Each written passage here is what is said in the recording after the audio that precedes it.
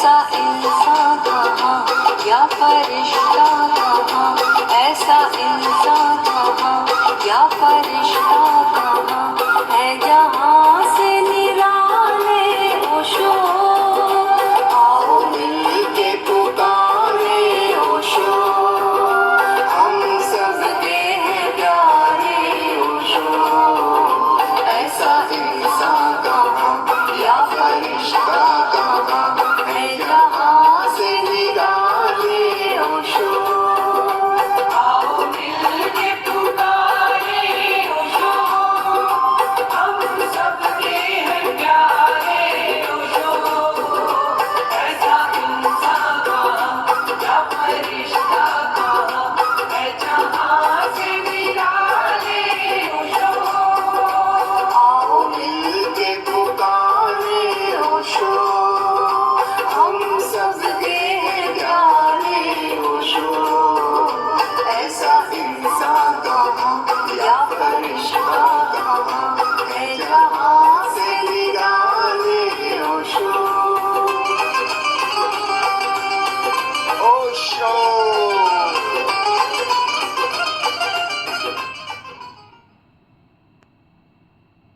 सभी मित्रों को नमस्कार। बैठिए।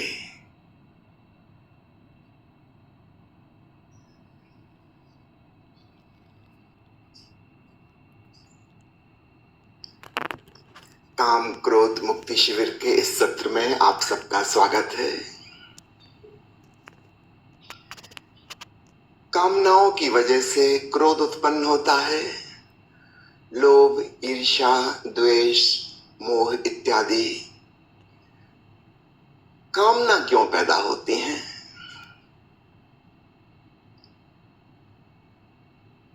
अगर इसकी जड़ खोदें तो पता चलता है कि बच्चे के जन्म के साथ ही उसे अपने भीतर एक खालीपन का एहसास होता है। Feeling emptiness, रिक्तता। विशेष रूप से 4 उसके डायमेंशन हैं। बच्चे को पहला एहसास होता है कि मैं बिल्कुल अशक्त हूं, असहाय हूं, आई एम जस्ट हेल्पलेस। मैं कुछ भी कर नहीं सकता। वो अन्य लोगों को अपने चारों तरफ देखता है, वो लोग कितने शक्तिशाली हैं, बड़े हैं, ताकतवर हैं, कुछ भी कर सकते हैं, मैं कुछ भी नहीं कर सकता। अपनी कमजोरी का एहसास होता है। मैं बिल्कुल लाचार हूं, असहाय हूं, हर चीज के लिए दूसरों पर निर्भर हूं। दूसरा एहसास उसे होता है कि मेरे पास कुछ भी नहीं है। परिवार के अन्य लोग नजर आते हैं, सबके पास बहुत कुछ है, इसके पास कुछ भी नहीं। निर्धनता का, स्वयं के दीनहीन होने का एहसास होता है। फिर धीरे धीरे जब वह बड़ा होता है, एक तीसरी बात का पता चलता है कि मैं अच्छा नहीं हूं, मैं प्रेम पाने का अधिकारी नहीं हूं, क्योंकि वह जो कुछ भी करता है उसके लिए उसको कहा जाता है कि यह ठीक नहीं, वह ठीक नहीं, ऐसा मत करो, वैसा मत करो, don't do this, don't do this. कुल मिलाकर उसको समझ में आ जाता कि मैं जैसा हूं गलत हूं, और मेरे आसपास जो लोग हैं, यदि इनका प्रेम चाहिए तो मुझे उनकी शर्तें पूरी करनी होंगी। मैं जैसा हूं वैसा मैं प्रेम पाने योग्य नहीं हूं। यदि इनकी शर्तें पूरी करो, ये जैसा कहते हैं वैसा व्यवहार करो, चाहे भीतर कुछ भी चल रहा हो, कम से कम ऊपर से वैसा दिखाओ, तब जाके ये सपोर्ट करेंगे, मदद करेंगे, प्रेम देंगे। बच्चा अपने स्वाभाविक ढंग से नहीं जी सकता, ये उसे बहुत अर्ली एज में समझ में आ जाता है, और इसका इंटरप्रिटेशन वो जो करता है कि मैं जैसा हूं वैसा मैं अच्छा नहीं हूं,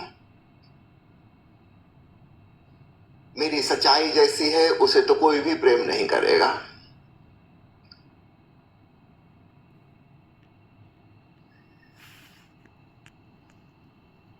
नसरुद्दीन के घर एक मेहमान आया हुआ था और 5 वर्षीय बेटा फजलू की बड़ी शिकायत हो रही थी। नसरुद्दीन कह रहा था कि इस लड़के ने हमारी नाक में दम कर दिया है।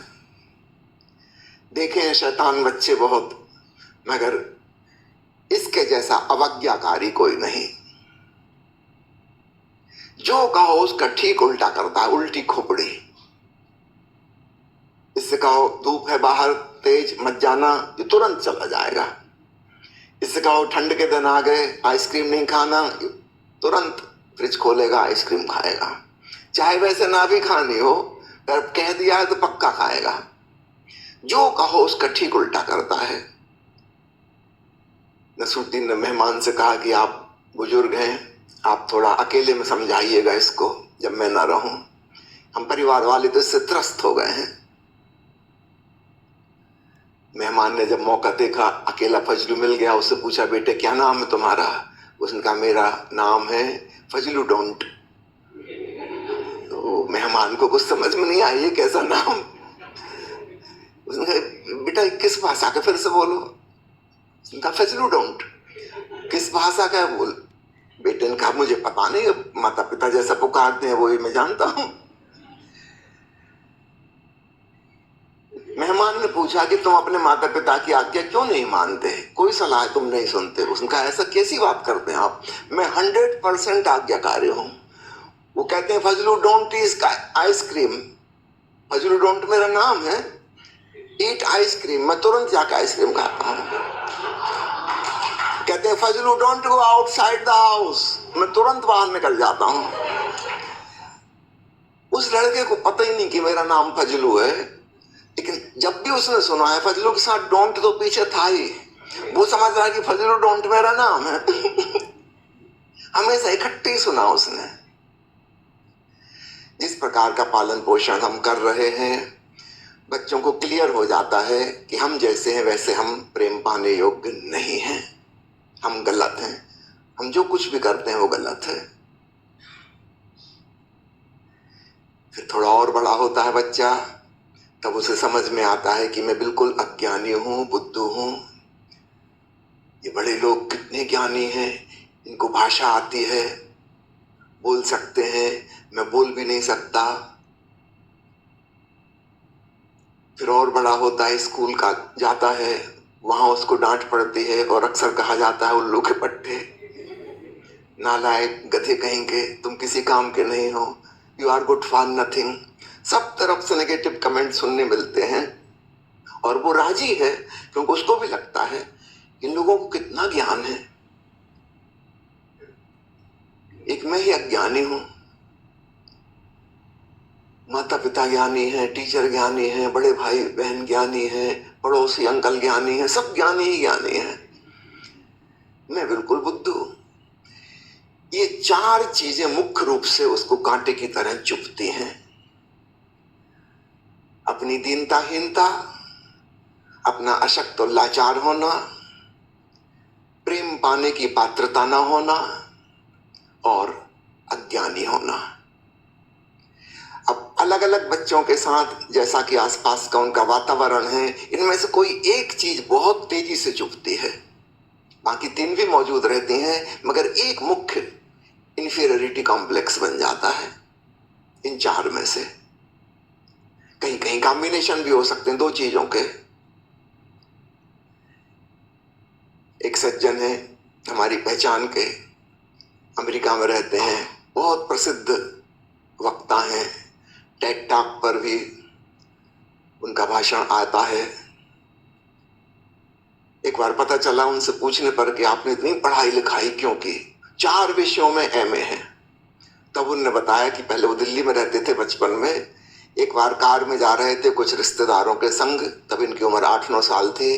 किसी रिश्तेदार ने कमेंट कर दिया था कि ये लड़का बिल्कुल ही बुद्धू है, इडियट, ये तो पढ़ लिख भी नहीं पाएगा। अब ये बात कांटे की तरह चुभ गई। 4 बार एमए किया अलग अलग विषयों में। टेड टॉक पे पहुंच जाना एक बहुत बड़ी बात होती है, उस कोटि के वक्ता हो गए।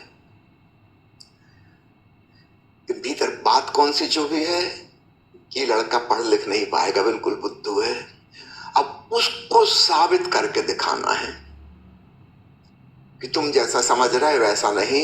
यद्यपि भीतर पता है अपना बुद्धूपन, लेकिन कैसे उसको ढांकें। ऐसे समझे कि आपका पजामा फटा हुआ है, छेद है कहीं, और आपको अचानक पता चला कि अरे, अब आप उसको ढांकने की कोशिश में हैं। अपना कुर्ता वहां पर रख के बैठ रहे हैं, स्पेशल पैर के ऊपर पैर रख के बैठे हैं, वो दिख न जाए किसी को। आपको तो पता है कि पजामे में छेद है, अब दूसरों को ना पता लग जाए। तो हमारी पूरी जिंदगी इस कोशिश में जाती है कि हमारे भीतर की वो जो कमी है, इंफीरियरिटी है, वो दूसरों को पता ना लग जाए। आप हैरान होंगे जान के, हम पूरी जिंदगी इतनी भागदौड़ कर रहे हैं, इतनी मेहनत कर रहे हैं कि दूसरों को हमारा वीक पॉइंट पता ना लग जाए। हम दूसरों के लिए इतनी मेहनत कर रहे हैं, और मजे की बात है वो वीक पॉइंट जहां है वो यथावत ज्यों का त्यों वहां मौजूद रहेगा। हम ऊपर से चाहे कुर्ते से ढांक लें, चाहे मफलर से ढांक लें, चाहे टॉवल रख लें, चाहे तकिया रख लें, पजामे का छेद वहां मौजूद है, वो भीतर रहेगा ही रहेगा। वो हमारे अंदर की बात है, वो हमको सालता रहेगा, चुभता रहेगा। जिस आदमी को ऐसा एहसास हुआ कि मैं दीनहीन हूं, वो संपत्ति इकट्ठी करने की दौड़ में लग जाएगा, पागलों की तरह दीवाना, और धन और धन और धन। और याद रखना, इस धन से उसके भीतर का वो जो निर्धनता का एहसास है वो नहीं मिटेगा, क्योंकि धन तो बाहर है और वो निर्धनता का एहसास भीतर है। बाहर की कोई चीज भीतर जा नहीं सकती। तुम दूसरों को धोखा दे सकते हो कि मैं शहर का सबसे अमीर आदमी बन गया, कि मैं देश का सबसे अमीर आदमी बन गया, फिर भीतर तो तुम जानते हो कि बाहर की कोई चीज भीतर नहीं पहुंच सकती। भीतर तुम वही के वही हो जो थे, रिक्त के रिक्त, खाली के खाली। इसलिए कई बार बड़ी हैरानी होती है हमें देख के, कोई आदमी बहुत अमीर है और फिर भी महाकंजूस। ये कॉम्बिनेशन अक्सर देखने में मिल जाता है।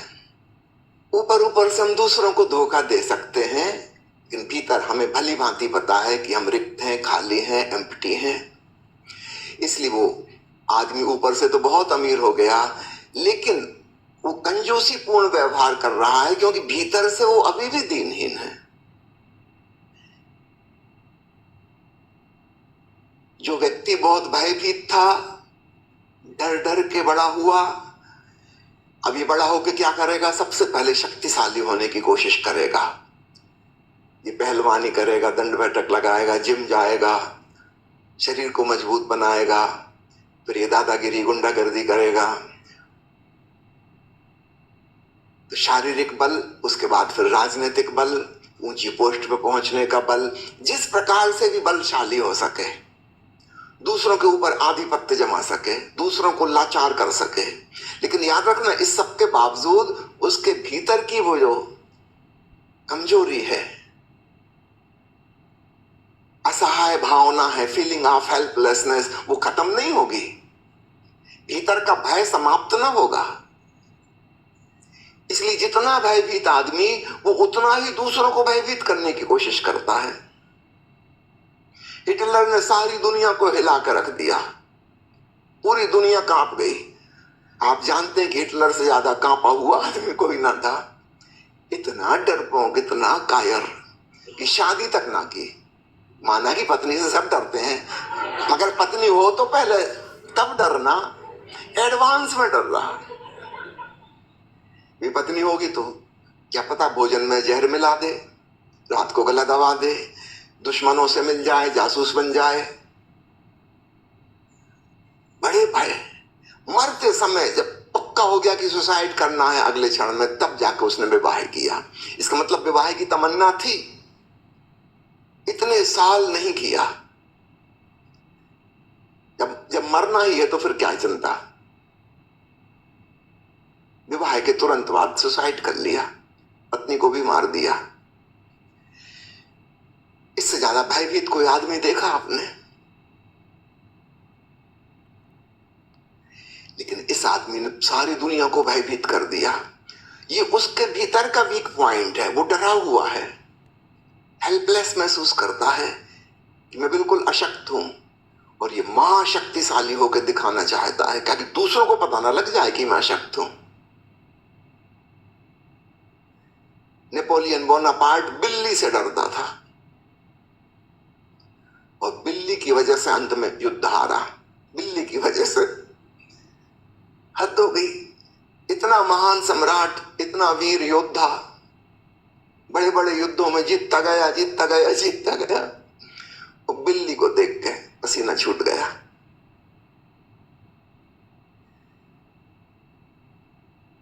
तो जो हमारा वीक पॉइंट है, हम उसको ढांकने की कोशिश करते हैं, किसी को पता ना लग जाए। जिस व्यक्ति को एहसास हुआ कि मैं प्रेम पाने योग्य अच्छा व्यक्ति नहीं हूं, वो कोशिश करेगा बहुत प्रेम पाने की। एक युवक मेरे पास आया था, कहने लगा कि मेरे दोस्त से मैं पीछे रह गया हूं, तो बड़ी जलन होती है। किस मामले में? कहा कि उसकी 28 गर्लफ्रेंड हो चुकी, मेरी अभी तक 26 हुई हैं। उसको पीछे पछाड़ना है, बड़ा कंपटीशन है। ये आदमी गिनती बढ़ा रहा है अपनी प्रेमिकाओं की। ये मत समझना कि ये प्रेम पूर्ण व्यक्ति है। ये सिद्ध करना चाह रहा है कि मैं प्रेम पाने योग्य हूं। देखो 26 लड़कियां मेरे पीछे दीवानी हैं। यही प्रेम पाने की दौड़ और बड़ा पागलपन बन जाती है जब वह यश की दौड़ बन जाती है कि अब 26 और 56 से काम नहीं चलेगा, अब तो दुनिया मुझे जाने, लाखों लोग मुझे प्रेम करें। यह आदमी हो सकता है अभिनेता बन जाए, खिलाड़ी बन जाए, नेता बन जाए, धर्मगुरु बन जाए, कुछ भी बन सकता है यश पाने के लिए। यश का मतलब अब बहुत बड़े पैमाने पे मुझे प्रेम चाहिए। क्यों चाहिए? क्योंकि मुझे भीतर पता है कि मैं इस लायक नहीं हूं कि एक भी इंसान मुझे प्रेम करे। और ऐसे इंसान को इसलिए किसी के प्रेम पे भरोसा नहीं आता, क्योंकि उसको तो पता है मैं तो प्रेम पाने योग्य हूं ही नहीं। ये व्यक्ति जो प्रेम प्रदर्शित कर रहा है जरूर धोखा दे रहा है।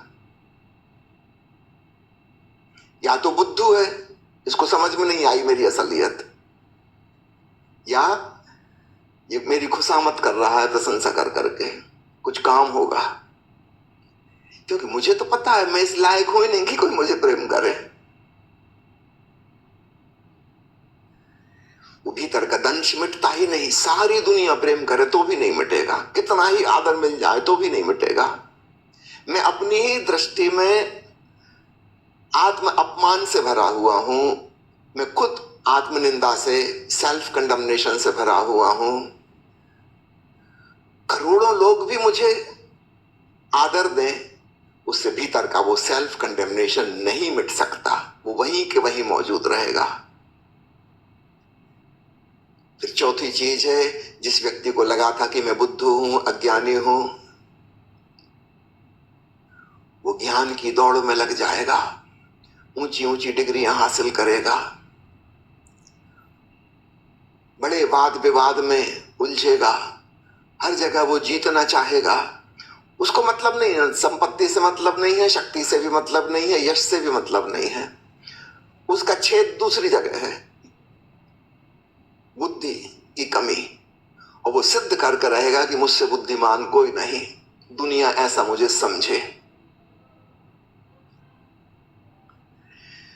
तो प्यारे मित्रों, जैसे 4 दिशाएं हैं, उत्तर दक्षिण पूर्व पश्चिम भौगोलिक दिशाएं, ऐसी ही 4 साइकोलॉजिकल डायरेक्शन, मानसिक दिशाएं हैं। धन, पद, यश और ज्ञान।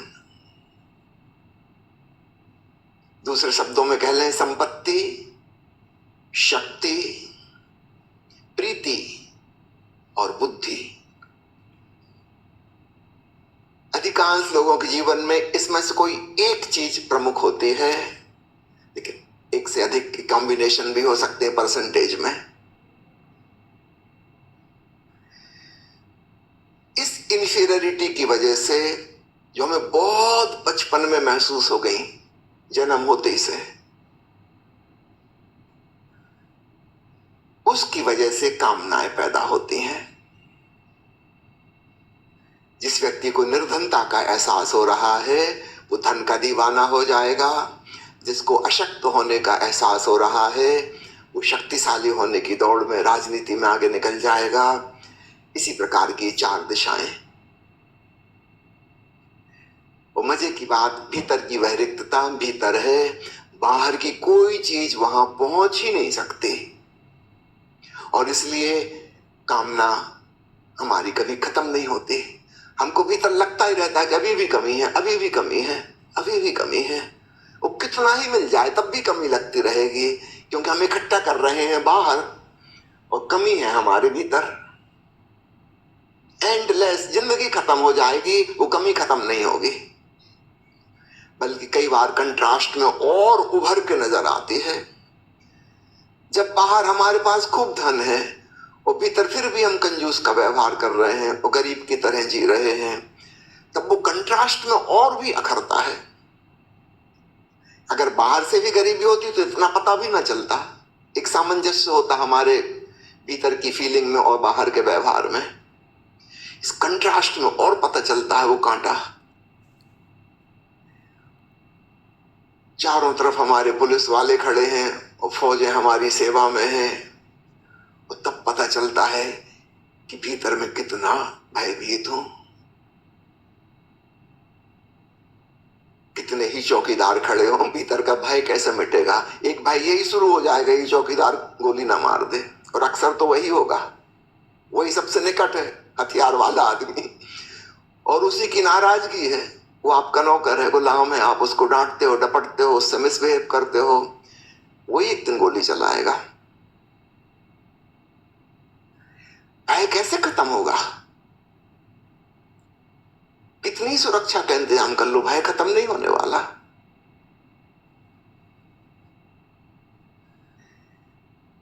तो कामना का जन्म कैसे होता है? अपने भीतर की रिक्तता से। अब उपाय समझ लें। जब व्यक्ति अपने भीतर की तरफ मुड़ता है, अगर सौभाग्य से उसे यह बात समझ में आ गई कि एक बार भीतर झांक तो लूं, मैं जिसकी वजह से इतनी भाग दौड़ कर रहा हूं, इतनी महत्वाकांक्षाओं से ग्रस्त हूं, एक बार उसका ठीक से अवलोकन तो कर लूं, तब वो हैरान होगा कि मैं जिसको रिक्तता, खालीपन समझा था, वो कोई नेगेटिव स्टेट नहीं है, वह तो मेरी आत्मा का स्वभाव है। बुद्ध जिसे कहते हैं शून्यता, निर्वाण, मैंने उसको एक नेगेटिव इंटरप्रिटेशन करके खालीपन कहा था।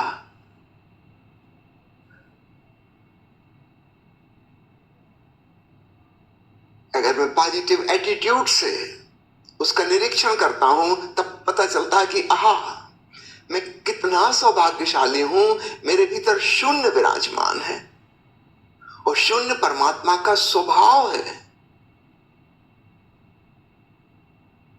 तब हमारा गेस्टाल्ट अचानक चेंज हो जाता है, और वो जो चार प्रकार की कामनाओं के पीछे हम भाग रहे थे, अचानक उनमें सारा रस खत्म हो जाता है। क्योंकि जिस वजह से वो शुरू हुई थी, वो कारण ही नहीं पाया गया। हम उस शून्य में लीन होकर परमानंद में डूब गए।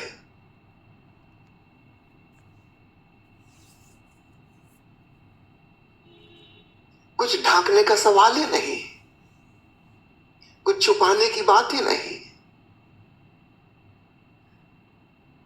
वह शून्य परमानंद से, ओंकार से, आलोक से, चैतन्य से ओतप्रोत है। वो शून्य शून्य नहीं है, अपने ढंग से वह परिपूर्ण है, अपने ढंग से परिपूर्ण है। वह ओंकार से लबालब है, वह प्रकाश से ओतप्रोत है। उसमें चैतन्य का गुण है, जानने की क्षमता है, वो खाली नहीं है। तब हमारी सारी बाहर की भागदौड़ अचानक व्यर्थ हो जाती है। ठीक है, इसके बावजूद भी हम कुछ करेंगे, कर्म करेंगे अपनी नीड्स पूरी करने के लिए, लेकिन वो पागलपन नहीं रहेगा, उसमें कोई दीवानगी नहीं होगी। अब हमें कुछ छुपाना नहीं है किसी से। अब हम अपने होने में आनंदित हैं, प्रसन्न हैं।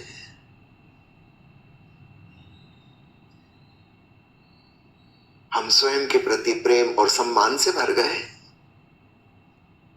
अपने अहोभाग्य में हम हर्षित हैं, पुलकित हैं, प्रफुल्लित हैं।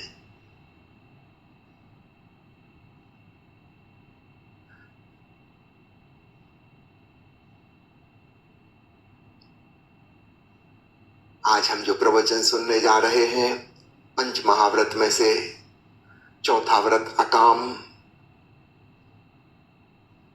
ओशो ने 3 बातें कही हैं। अकाम अथवा दूसरे शब्दों में कहें ब्रह्मचर्य कैसे उपलब्ध हो। पहला सूत्र, वर्तमान के क्षण में जिए, क्योंकि कामना हमेशा भविष्य ओरिएंटेड होती है। अगर हम वर्तमान के क्षण में आ गए, कामना विलीन होने लगेगी। दूसरा ओशो ने कहा कि बी क्रिएटिव, सृजनात्मक बनो।